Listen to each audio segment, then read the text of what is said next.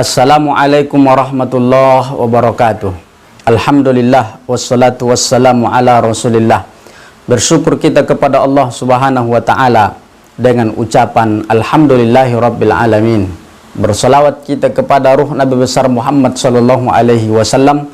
Allahumma salli ala sayyidina Muhammad wa ala ali sayyidina Muhammad. Pada kesempatan ini kita akan mengambil tema antara kegelisahan dunia dan kegelisahan akhirat. Kita ambil materinya dari kitab Nasaihul Ibad halaman 5 bab sana'i makalah yang kelima. Bapak Ibu yang dimuliakan oleh Allah Subhanahu wa taala. Apa yang sebenarnya yang membuat orang gelisah? Banyak. Di antaranya yang pertama, keinginan belum tercapai. Yang kedua, cita-cita yang belum sampai. Sedangkan yang ketiga, ujian yang silih berganti sedang dijalani. Sedangkan yang keempat, kehidupan yang sulit dan kehidupan yang sangat luar biasa menderita. Inilah daripada sekian banyak sampel menjadikan hati orang gelisah. Bapak Ibu yang dimuliakan oleh Allah Subhanahu wa taala, itu semua kegelisahan di atas dunia. Tapi ketika orang diuji dengan dunia, hal-hal dunia, orang gelisah.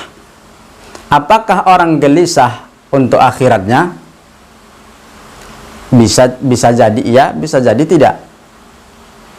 Apakah orang ketika dia gelisah ketika meninggalkan sholat, ketika belum bisa berpuasa, atau akankah orang gelisah karena dia belum bisa membayar zakat mal? Hanya sedikit orang yang gelisah tentang akhirat, kaum muslimin yang dimuliakan oleh Allah.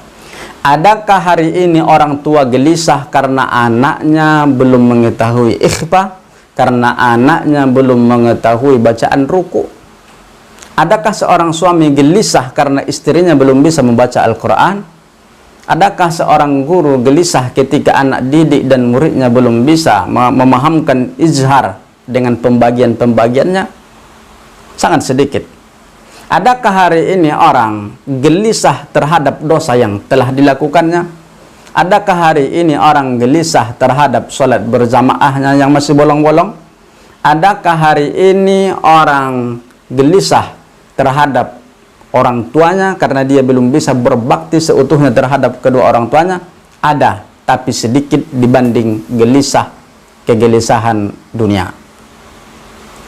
Bapak Ibu yang dimuliakan oleh Allah Subhanahu wa taala. Yang pertama kita kaji tadi kegelisahan tentang dunia. Yang kedua, kegelisahan tentang akhirat. Sebenarnya kegelisahan mana yang paling kita khawatirkan? Kegelisahan yang mana yang seharusnya kita gelisah? Apakah masalah dunia atau akhirat? Dijawab di dalam kitab Nasaihul Ibad oleh Utsman, sahabat Nabi sallallahu alaihi wasallam menjawab, an Utsman radhiyallahu anhu, daripada Utsman sahabat Nabi sallallahu alaihi wasallam, semoga Allah meridhoinya, qala, berkata Utsman, hammud dunya zulmatun fil qalbi. Kegelisahan dunia zulmatun fil qalbi, membuat gelapnya hati.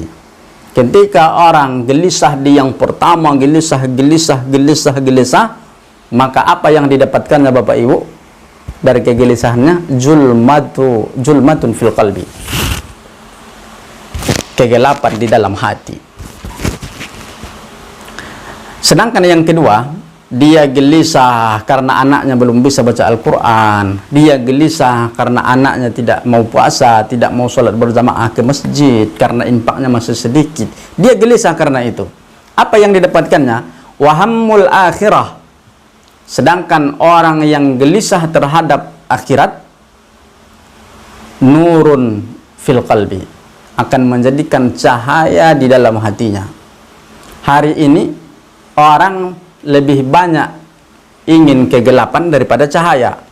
Hari ini orang lebih banyak gelisah tentang dunia daripada akhirat. Padahal gelisah tentang akhirat bisa menjadikan kita, memotivasi kita untuk berbuat amal yang baik. Kita gelisah belum bisa sholat tahajud, lama-lama kegelisahan itu akan menghantarkan kita kepada sholat tahajud. Karena ketika kita gelisah terhadap akhirat, nurun fil qalbi, membuat cahaya di dalam hati kita. Tapi sebaliknya, ketika kita gelisah dengan dunia, perkara dunia, maka itu akan menjadikan kita zulmah, kegelapan di dalam hati kita. Semoga kegelisahan kita lebih banyak terhadap hal-hal yang akhirat, yang berhubungan dengan Allah Subhanahu wa taala, dengan amalan-amalan kita lebih banyak daripada kegelisahan kita tentang dunia. Karena kegelisahan tentang dunia akan menjadikan kita gelap hati dan akan mendapatkannya dengan cara apapun, baik dengan cara yang haram. Semoga kuliah kita pada saat yang mulia ini memberikan manfaat pencerahan untuk kita. Wallahul muwaffiq ila aqwamit thoriq. Assalamualaikum warahmatullahi wabarakatuh.